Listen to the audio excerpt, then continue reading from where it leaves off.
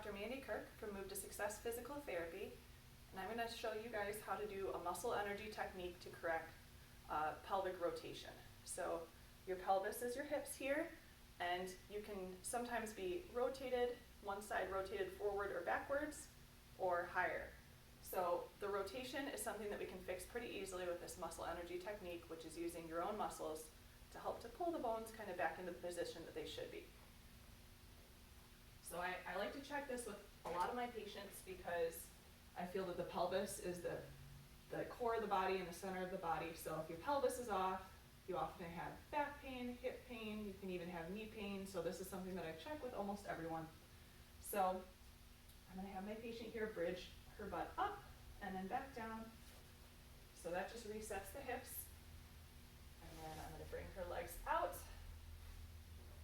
and hook my fingers right underneath her ankles here. And it looks like this ankle is just a little bit higher. This ankle. So then I'm going to check up at the hips because sometimes I'll see that one ankle is higher but the hips are even, and that tells me that there could be a leg length discrepancy. But if the hip is also higher, then that tells me that there is either a rotation or an upslip. So, yep, that same hip, that left hip is also higher. So we're going to bring this leg up. I'm going to get up onto the table here and place the leg on my shoulder, and I'm going to have her push down with this top leg and press up into my hand with the bottom leg. And we're going to hold for about 5 seconds and then relax. Good. So we do about 20% of force. You don't have to have the patient really squeeze and clamp you. Again. And relax. Good. We're going to do 2 more. Again. And relax. And 1 more. Good.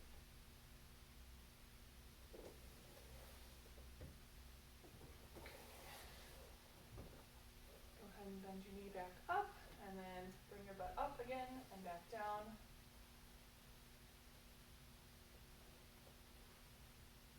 So we check at the ankles, and the left leg is now even with the right leg at the ankle, and then I'll check at the hips again, check right under the ASIS here, hook my fingers underneath, and we're even at the hips, so that's great. So that meant that she had a rotation that we corrected.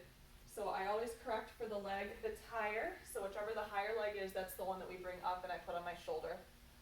And this is something that after you do it with your patients, you can have them kind of work at home on this. So if I check a patient multiple weeks in a row and they're always upslipped on the, or higher on the one side, so they're rotated on that one side, then I'll show them that they can take a foam roller like this and put it underneath their legs and just do the same motion. So she'll be pushing down and up to get that engagement and hold for 5 and then relax. So that's something that she can do at home.